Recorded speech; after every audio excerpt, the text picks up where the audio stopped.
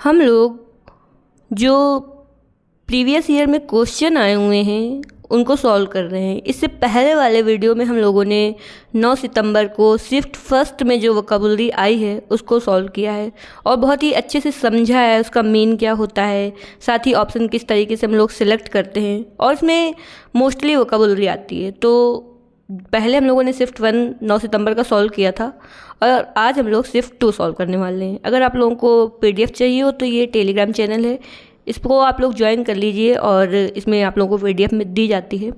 तो स्टार्ट करते हैं। आज का पहला हम लोगों का जो PYQ आया हुआ है शिफ्ट सेकंड में CGL के, तो पहला आज का वर्ड है select the most appropriate synonym of the given word, और वर्ड दिया हुआ है अबंडेंट। ठीक है, तो सिनोनिम मतलब आप लोगों को पता है क्या होता है? सिनोनिम मतलब होता है जिसका सेम मीन होता है। तो हम लोगों को अबंडेंट का सेम मीन वाला ऑप्शन चूज करना है। तो पहला ऑप्शन है एम्पल, दूसरा है स्कार्स, तीसरा है बैरन और चौथा है डिफ़िकल्ट। आप लोगों को चूज करना है इसमें कौन सा सेम मीन वाला होगा अबंडेंट का। तो अबंडेंट मतलब क्या होता है? सबसे पहले ये तो पता होना चाहिए कि अबंडेंट मतलब क्या होता है। चूज कर लिया होगा आप लोगों ने। तो अबंडेंट मतलब होता है प्रचुर मात्रा में, मतलब भरपूर, बहुत ही ज़्यादा हो, जो मोर देन इनफ हो, प्लेंटीफुल हो। मतलब इसी को अबंडेंट को प्लेंटीफुल भी बोलते हैं, मतलब मोर देन इनफ, जितना चाहिए हो ना उससे भी ज़्यादा हो। जैसे एग्जाम्पल समझते हैं, the garden was abundant with flowers, तो जो बगीचा है वो फ्लावर से भरा हुआ है, तो बहुत ही ज़्यादा होने को बोलते हैं अबंडेंट। अब इसको ऑप्शन कौन सा होगा? एम्पल। इसका मतलब एम्पल मतलब क्या होता है? एम्पल मतलब भी होता है बहुत ही ज़्यादा, तो इसका सिनोनिम होगा एम्पल। और स्कार्स मतलब होता है कमी, बैरन मतलब होता है बंजर, साथ ही डिफ़िकल्ट मतलब होता है कोई परेशानी। तो इसका सिनोनिम क्या होगा सबसे सूटेबल? वो होगा एम्पल। नेक्स्ट हम लोग का वर्ड है select the option that can be used as a one word substitute for the given group of words. तो इसमें हम लोग को क्या देखना है? वन वर्ड सब्स्टिट्यूशन इसका बताना है। One who does not show response to good और बैड, मतलब कुछ भी अगर अच्छा हो या फिर बुरा हो तो उसका कोई रिस्पॉन्स ही ना दिखाए, ऐसे पर्सन को क्या बोलते हैं? पहला ऑप्शन है स्ट्राइक। इसमें आप लोग चेक भी कर सकते हो आप लोगों को कितना आ रहा है, तो आंसर आप लोग देख सकते हो। पहला ऑप्शन है स्ट्राइक, दूसरा है स्पेक्टिक, तीसरा है साइनिक और चौथा है फोबिक। तो पहला स्ट्राइक है, दूसरा स्पेक्टिक है और तीसरा साइनिक, फिर फोबिक। बताओ इसमें क्या होगा? तो इसमें हम लोग समझते हैं, इसका जो पहला दिया हुआ है, नीचे से स्टार्ट करते हैं। फोबिक। फोबिक मतलब होता है जिसमें कोई किसी चीज़ का विशेष भय होता है, जैसे किसी को कुत्ते से डर लगता है, किसी को ऊंचाई से डर लगता है, तो उसको बोलते हैं फोबिक, डर। साइनिक होता है जो दूसरों की भावनाओं, इरादों या अच्छाई को विश्वास नहीं करता, एकदम संदेह उसके मन में रहता है, उसको बोलते हैं साइनिक। फिर होता है स्केप्टिक। स्केप्टिक वो होता है जो ऑल टाइम संदेह करता रहता है, इसके मन में संदेह बना रहता है, उसको बोलते हैं संदेह करने वाला जो व्यक्ति होता है उसको बोलते हैं स्केप्टिक। और ऐसा पर्सन जो कि उसके साथ अच्छा हुआ हो या फिर बुरा हुआ हो, कोई वो रिस्पॉन्स ही नहीं देता, उसको बोलते हैं स्टोइक। क्या बोलते हैं? स्टोइक। तो इसका हम लोगों का आज का आंसर होगा स्टोइक। और इसको हम लोग इस तरीके से देख सकते हैं, endures pain or hardship without showing their feeling, मतलब वो पेन हो या फिर कुछ कितना भी हार्डशिप हो रहा हो, वो बिना अपनी फीलिंग को शो किए हुए उसको झेलेगा। शांत और संयमी जो होगा उसको बोलेंगे स्टोइक। इसको एग्जाम्पल्स हम लोग इस तरीके से देख सकते हैं, ही remained stoic even after hearing the bad news, मतलब बैड न्यूज़ सुनने के बाद भी वो एकदम शांत और संयमी रहा। तो जो अच्छा या फिर बुरे में कोई रिस्पॉन्स नहीं देता है उसको बोलते हैं स्टोइक। ठीक है, नेक्स्ट हम लोग का जो आया हुआ था जो वर्ड PYQ में, नेक्स्ट जो हम लोगों का है क्वेश्चन, वो है select the most appropriate antonym of the underline word. तो हम लोगों को एंटोनिम बताना है। एंटोनिम किसका बताना है? ये अंडरलाइन वर्ड दिया हुआ है, इसका एंटोनिम बताना है। तो पहले हम लोग इसको पढ़ते हैं। ये लिखा हुआ है, if you want to be a good detective, अगर तुमको एक अच्छा डिटेक्टिव बनना है, it helps to have an inquisitive nature, मतलब इंक्विजिटिव नेचर को बताना है। तो इंक्विजिटिव मतलब क्या होता है सबसे पहले पता होना चाहिए ना। अगर तुमको एक अच्छा डिटेक्टिव बनना है तो तुम्हारा नेचर कैसा होना चाहिए? इंक्विजिटिव होना चाहिए। तो सबसे पहले हम लोग को इंक्विजिटिव का मीन पता होगा, तभी तो हम लोग उसका एंटोनिम बता पाएंगे। तो इसके ऑप्शन देख लेते हैं। पहला ऑप्शन है कम्प्रिहेंसिव, दूसरा है एटिमिजाइज्ड और तीसरा है इंट्रूसिव और चौथा है डिसइंटरेस्टेड। अब आप लोगों को बताना है जो ये इंक्विजिटिव है, इसका एंटोनिम, इसका अपोजिट क्या होगा। तो सबसे पहले समझते हैं इंक्विजिटिव मतलब होता क्या है। इसका अर्थ होगा, इसका एंटोनिम होगा डिसइंटरेस्टेड। किस तरीके से होगा ये भी समझेंगे। तो इनक्विजिटिव मतलब होता है क्यूरियस, मतलब जिसके अंदर बहुत ही ज़्यादा जिज्ञासा होती है, जो ईगर टू नो और लर्न समथिंग, मतलब कुछ भी सीखने के लिए बहुत ही ज़्यादा उत्सुक होता है, उसको बोलते हैं इनक्विजिटिव।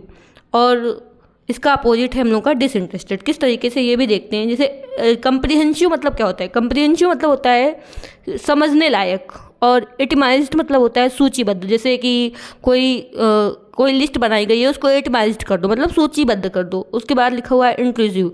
इंट्रूसिव मतलब क्या होता है, इंट्रूसिव मतलब होता है दखल देने वाला। जैसे दो लोगों के बीच में एकदम से बोल देना, तो वो एक इंट्रूसिव है। और डिसइंटरेस्टेड मतलब क्या होता है, मतलब उदासीन। तो एक तरफ है इंक्विजिटिव, इंक्विजिटिव मतलब बहुत ही जिज्ञासु है, हर चीज़ को जानना है।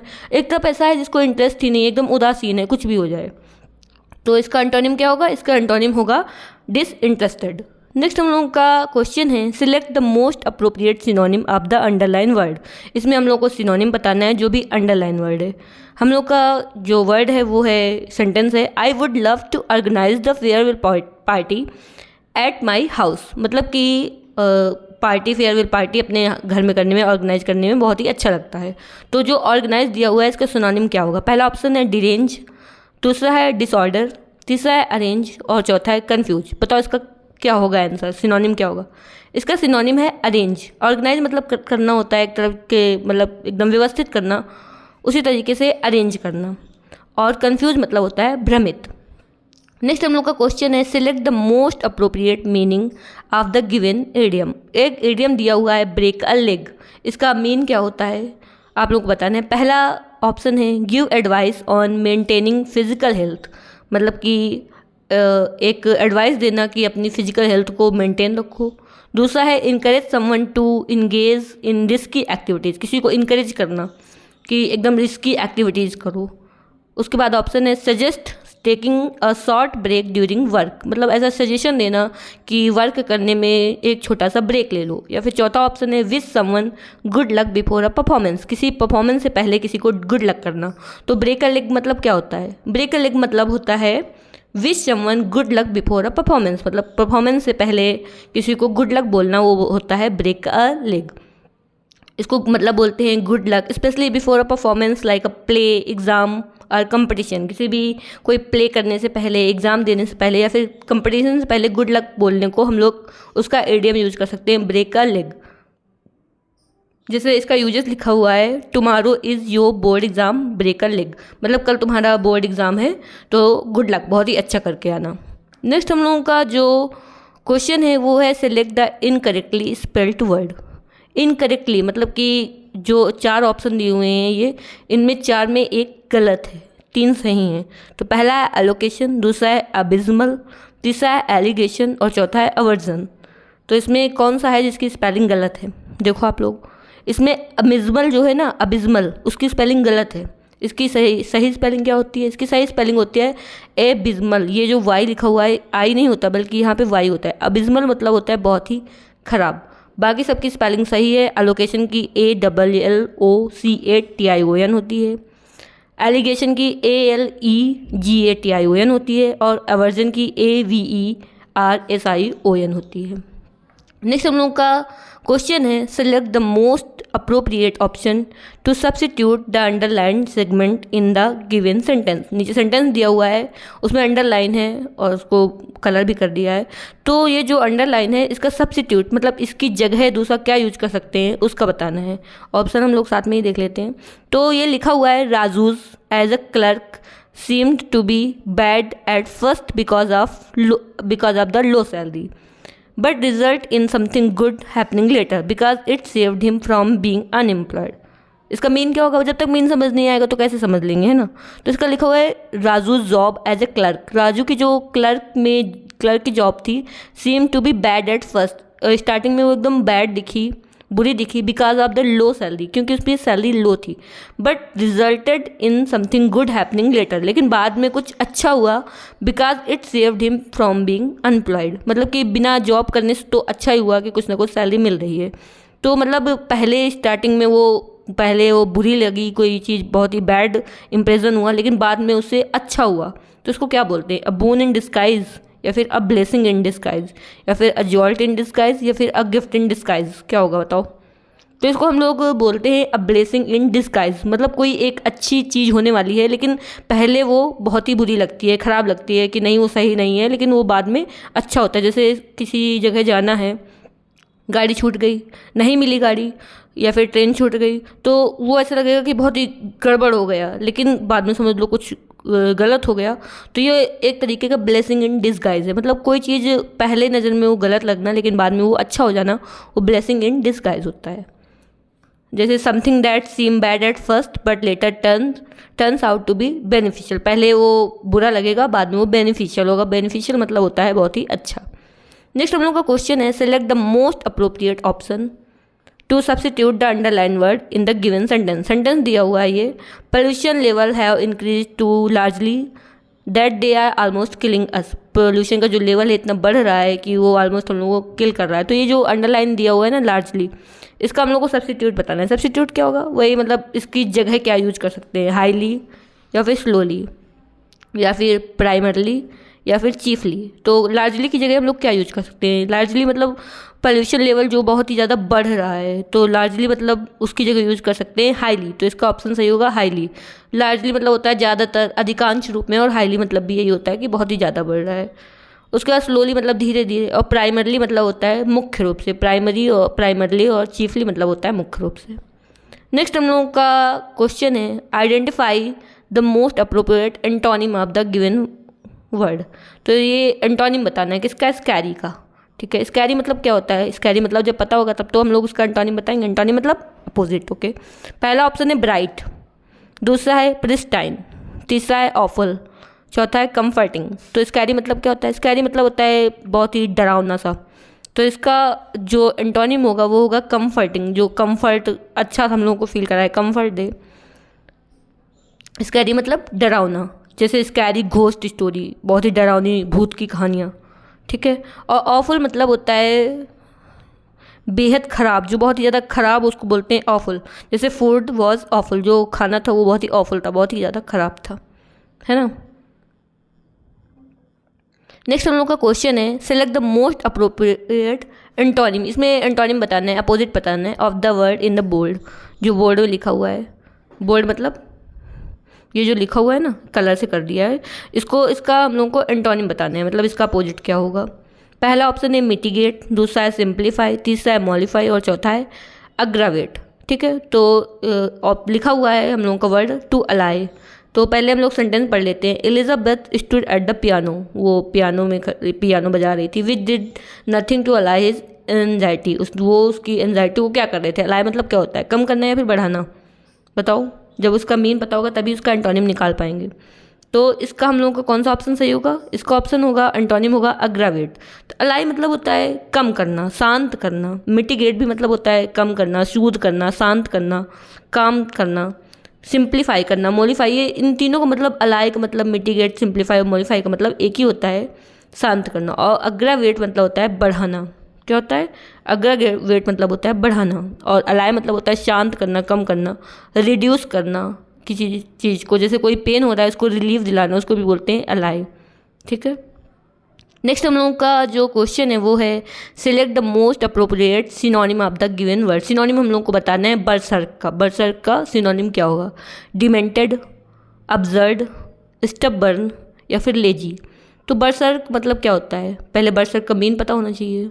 तो बर्सर्क का सिनोनिम क्या होगा, जिस लोगों को पता है बताओ। बर्सर्क का सिनोनिम होगा हम लोगों का डिमेंटेड। कैसे होगा, ये होगा, देखो बर्सर्क मतलब क्या होता है, बर्सर्क मतलब होता है out of control with anger और एक्साइटमेंट, मतलब बहुत ही एक्साइटमेंट पे या फिर गुस्से में एकदम आउट ऑफ कंट्रोल हो जाना, पागल सा हो जाना, उग्र हो जाना, बेकाबू हो जाना, एकदम बहुत ही आउट ऑफ कंट्रोल, उसको बोलते हैं बर्सर्क। और ज़्यादातर देखा होगा तो गो बर्सर्क या फिर वेंट बर्सर्क बोला जाता है, मतलब पागल हो जाने को बोलते हैं। जैसे when he heard the bad news he went berserk with rage, जब उसने बैड न्यूज़ सुनी तो वो गुस्से में, रेज मतलब होता है गुस्सा, गुस्से में क्या हो गया, बर्सर्क हो गया, मतलब बहुत ही ज़्यादा पागल सा हो गया। और डिमेंटेड मतलब क्या होता है, डिमेंटेड मतलब होता है मेंटली इल हो जाना, इनशेन मतलब पागल हो जाना, इसको भी बोलते हैं बर्सर्क। बर्सर्क का इसलिए ये सिनोनिम है डिमेंटेड, क्योंकि मेंटली इल मतलब होता है डिमेंटेड, या फिर इनसेन पागल मतलब होता है डिमेंटेड। और अपसर्ड मतलब क्या होता है, बहुत ही अजीब सा, अपसर्ड मतलब होता है अजीब, है ना। स्टबर्न मतलब जिद्दी, और लेजी आप लोगों को पता है आलसी। नेक्स्ट हम लोगों का क्वेश्चन है select the correctly spelled sentence. ऐसा सेंटेंस जो सही है वो बताना है। आई will definitely attend the conference, दूसरा है आई will definitely attend the conference, तीसरा है आई will definitely attend the conference और चौथा है आई will definitely attend the conference. तो आप लोगों को क्या लग रहा है ये चारों जो सेंटेंस लिखे हुए हैं जो ऑप्शन है वो बिल्कुल एक ही है ना? नहीं, इसमें देखो एक चीज़ एक वोकाबुलरी है वो गलत है। इसमें डेफिनेटली की स्पेलिंग देखो, सब में डेफिनेटली की जो स्पेलिंग है वो अलग दी हुई है ना? ध्यान से देखो, पहले वाले में लिखा हुआ है DEFINITELY और दूसरे में लिखा हुआ है DEFINITLY, फिर लिखा हुआ है DEFINATELY और चौथे में DEFINATELY। तो डेफिनेटली की सही स्पेलिंग क्या होती है ये हम लोगों को पता करना है। तो डेफिनेटली की सही स्पेलिंग होती है DEFINITELY। तो डेफिनेटली की स्पेलिंग बताओ इसमें कौन सा सही है? तो हम लोगों का सही आंसर होगा आई विल डेफिनेटली, पहले वाला। इसमें डेफिनेटली में होता है DE, पहले DE आता है, फिर फिनेट की स्पेलिंग होती है FINITE, फिर LY की स्पेलिंग होती है ना?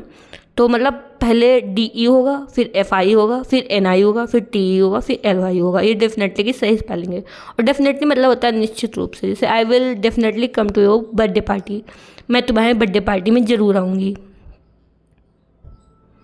तो हम लोगों ने ये 12 वोकाबुलरी के क्वेश्चंस बन रहे थे 9 सितंबर के सेकंड शिफ्ट में, देख लिया। अगर आप लोगों को यहाँ तक पसंद आया तो उसको लाइक कर दीजिए, साथ ही अपने फ्रेंड के साथ शेयर कर दीजिए और चैनल को सब्सक्राइब कर दीजिए।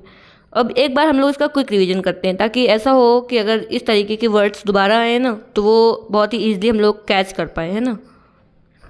और ज़्यादातर एक ही तरीके के क्वेश्चन पूछे जाते हैं और अभी आप लोगों ने कितना कैच किया है वो भी आप लोगों को पता चल जाएगा।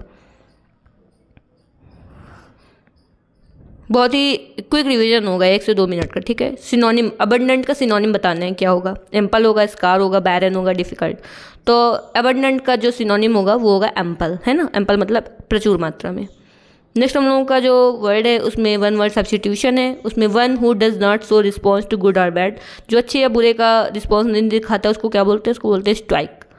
नेक्स्ट हम लोगों का जो क्वेश्चन है वो है एंटोनिम बताना है इंक्विजिटिव का। इंक्विजिटिव मतलब बहुत ही जिज्ञासु, इसका एंटोनिम क्या होगा आप लोगों को बताना है। इसका एंटोनिम होगा डिसइंटरेस्टेड, मतलब जो उदासीन हो। नेक्स्ट हम लोगों का जो क्वेश्चन है वो है उसमें सिनोनिम बताना है। ऑर्गेनाइज का क्या सिनोनिम होगा? Derange, disorder, arrange, confuse. तो ऑर्गेनाइज का होगा अरेंज, है ना? नेक्स्ट हम लोगों का क्वेश्चन है एडियम बताना है। एडियम का क्या मीन होता है? Break a leg.